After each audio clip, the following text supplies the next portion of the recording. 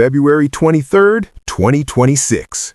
Two American supercarriers, the USS Abraham Lincoln and the USS Gerald R. Ford, sitting in the water like the world's most expensive threat.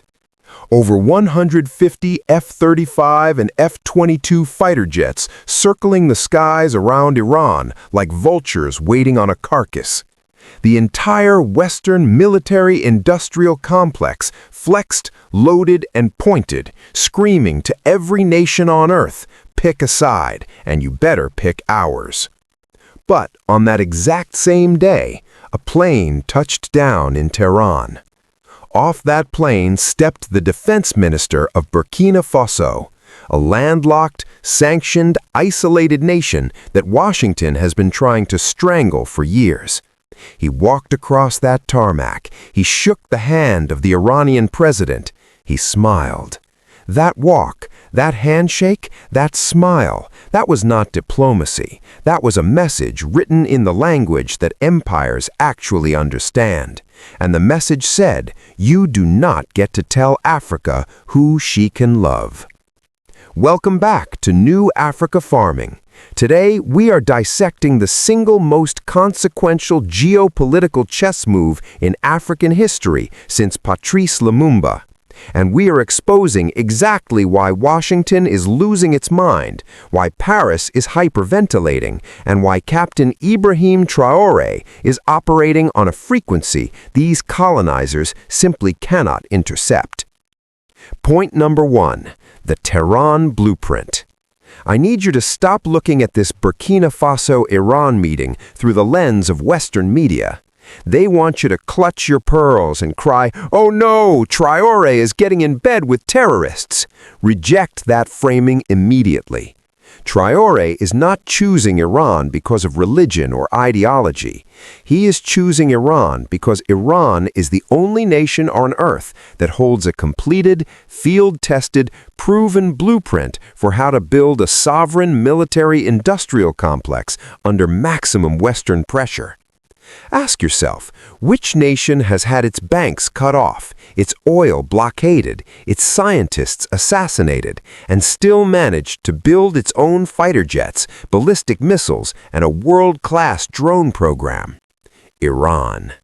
And that blueprint is exactly what the alliance of Sahel states needs right now.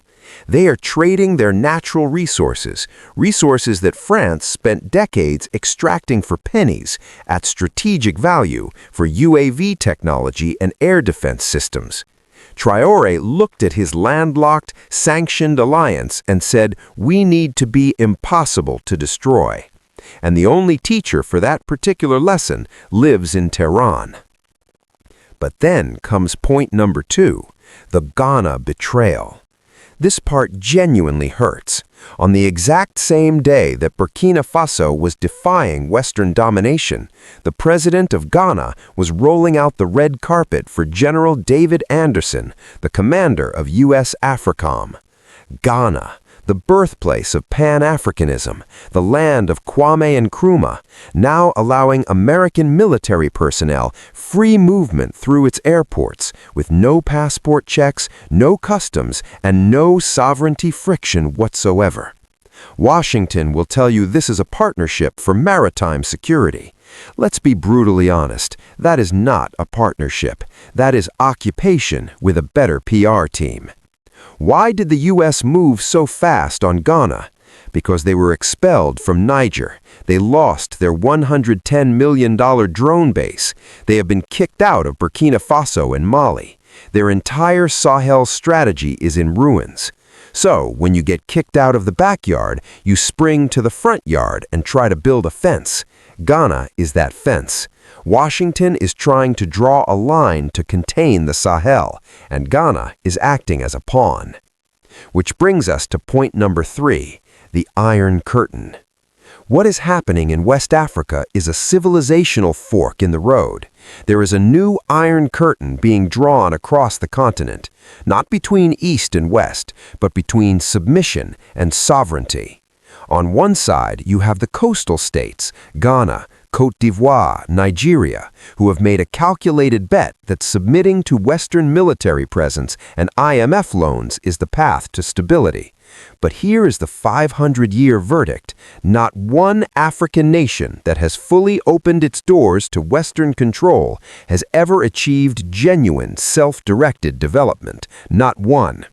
On the other side of that curtain, you have the alliance of Sahel states, nations that looked at that 500-year track record and said, enough. We would rather face the chaos of genuine independence than the comfortable cage of neo-colonial stability.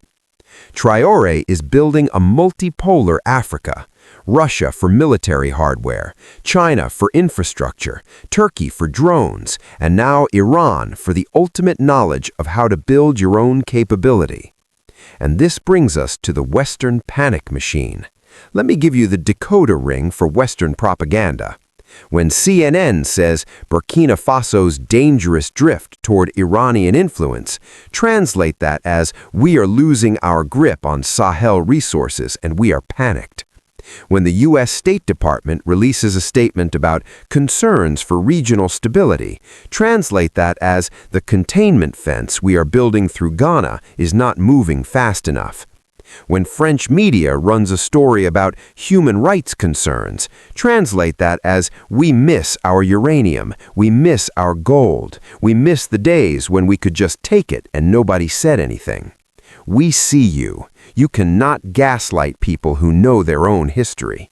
The West is not afraid of Traoré because he's dangerous. They're afraid of him because he's effective, and effectiveness in a liberated Africa is the most terrifying thing to an empire. Ibrahim Traoré is a 36-year-old man leading one of the most pressured nations on earth. He has no coastline, brutal sanctions, and active insurgencies. He has the entire Western financial system working to make his economy collapse. And yet, while 2 American supercarriers floated as the world's most expensive intimidation tactic, he sent his minister to Tehran anyway. That takes the kind of courage that comes from genuinely believing that your people's dignity is worth your personal safety. That is the energy of Thomas Sankara.